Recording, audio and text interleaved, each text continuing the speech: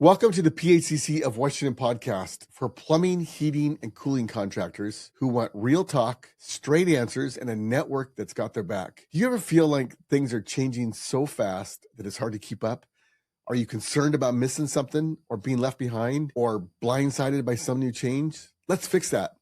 Hi, I'm Dennis, the Apprentice on most socials, and your current Zone 3 Director on the National Board of PHCC, and my co-host, Todd Allred, a licensed plumber, former contractor, and our executive director here in Washington. Today, we're talking about the transformational power of getting together in person with like-minded peers.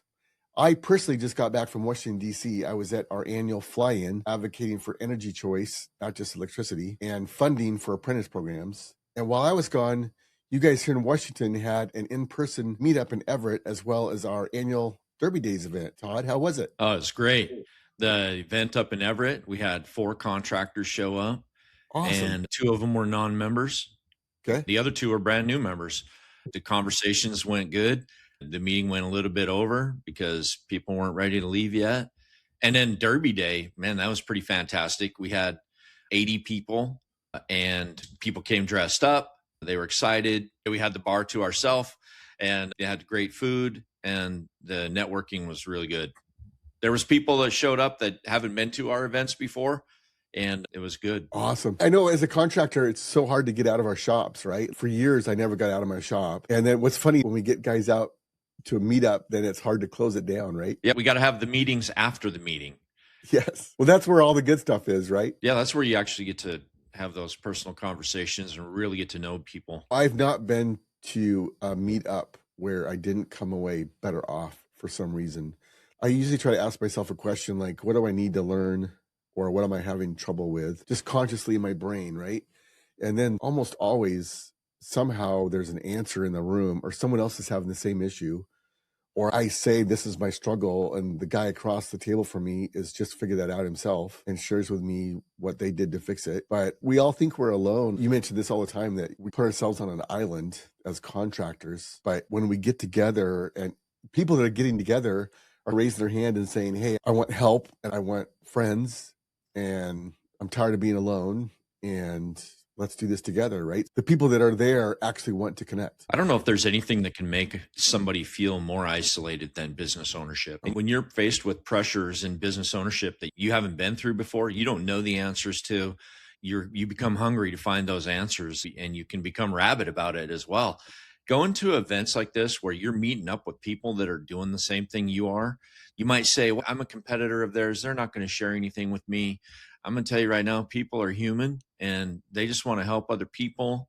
That's who we see in our association. And I have never heard or seen anybody, and nor have I gone through this myself, where I went to an event like this and got face-to-face with peers, whether it be Connect in Milwaukee this next fall, or if it's a contractor roundtable that we're having or Derby Day. I don't know anybody that leaves those and goes, man, that was a mistake. I shouldn't have went to that. No, everyone leaves energized and feeling good. I made connections. I'm building trust. When you have a need in your business and you just want to talk to somebody, we're going through that now. We have a member who's in a significant situation with another entity under contract and they don't know what to do. They feel like they're in a significant spot and they're scared.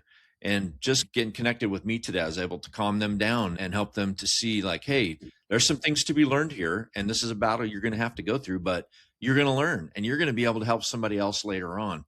And, you know, when I said that, that lifts spirits. We're not the only ones, right? There's other people that have been through that before and got through it and they figured it out and they survived. See, I always get these fresh thoughts while I'm flying. For some reason, like maybe it's because I can't do anything else. I'm trapped in the airplane. But I was thinking what's crazy about the trades is we all start out as apprentices and we have a mentor that teaches us the trade. And then we get into business and we think that we're all on our own. But the truth is we need a mentor in business too. That's one reason I call myself Dennis the Apprentice, is I want to remind myself that I'm always in a state of learning and I always have mentors or coaches that I'm learning from. But somehow as a contractor, we think that we've reached some pinnacle and now we have to do it all by ourselves. And it's just not true. What I've noticed, and I think this is something we don't talk about enough, is that in order to master business, you need to have a master of business administration, right? You got to go to college for that. But a tradesman, their college is different. They're post secondary school education is going to a trade school or getting a job and working in the trades. And we didn't learn how to run a business. And then we turn around and we decide, okay, who's the best to run a trades business? Probably a tradesman. And so we start a business. And then we have to learn a new trade. And that's business ownership and administration. And when you learn things like, I'm a corporation, I'm supposed to have a board, I'm supposed to have meetings. Oh, snap. There's a whole aspect to running a business that you don't know anything about. And when there's a mentorship program, you're connected with people that have been down that road. I remember years ago, I was sitting across the table from a guy, and his name is Brian Harding.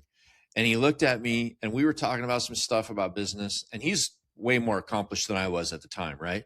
And he looked at me and he goes, Todd, you need an accountant. And I went, I got one. And he goes, no, you don't. You don't got an accountant. And so I talked to my guy and I said, are you an accountant? He goes, no, I'm a bookkeeper.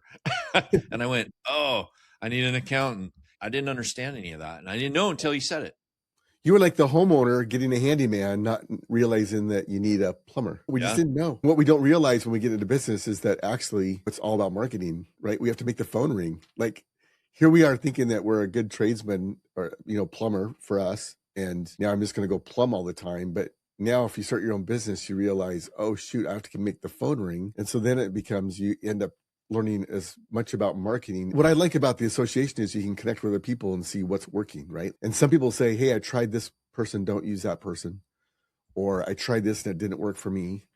Or other guys just saying, hey, I tried this and it worked, try this. Right? Or go this way. And then you can go to work on it and see if it works for you. And if it worked for them, it probably will work for you. Yeah. I think one thing that a lot of contractors don't realize also is that we can actually have an effect on what's happening in our industry. This whole electrification, this ongoing thing back in DC, that was major. There were 2 different bills that were up for discussion. And we had people from all over America there talking to our lawmakers, the House and the Senate, about energy choice. And we're from Washington, and I thought I was going to get some pushback, but both my meetups were totally positive on the energy choice thing. Like, hey, we do not want to shut electrical down. So that was encouraging to hear. That is good news for me to hear from you. Yeah, like both our senators from here in Washington, right? You would think they were totally pro-gas, and both of them said they are totally up for energy choice. And that was the bill that they're trying to push through and not to shut down gas altogether, right?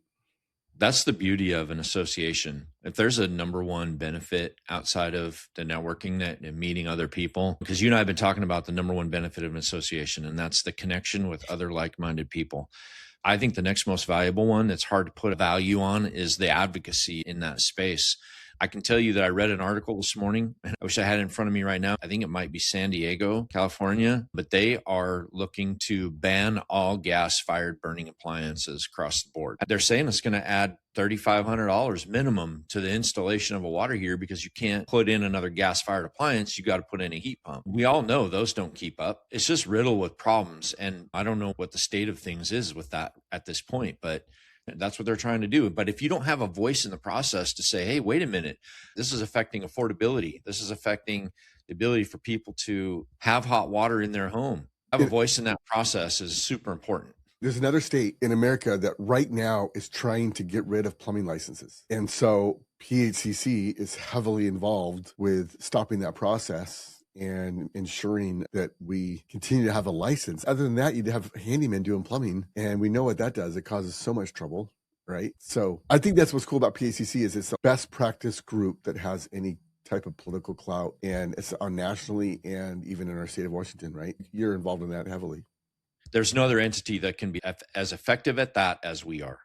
Right. Let's wrap this up with a couple invitations, right? To meet up, more meetups. Yeah. So yeah. I think people want to get into business and then they don't take advantage of being in business. But when you're in business, you can go on trips. And if they're business related, it can kind of be a vacation.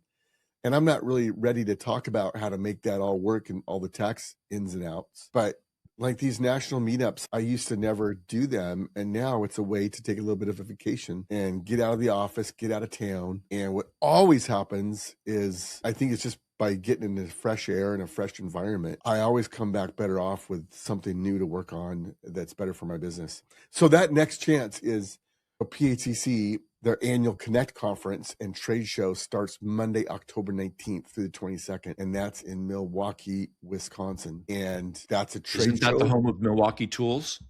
Milwaukee Tools is there. Is that the home of Harley Davidson?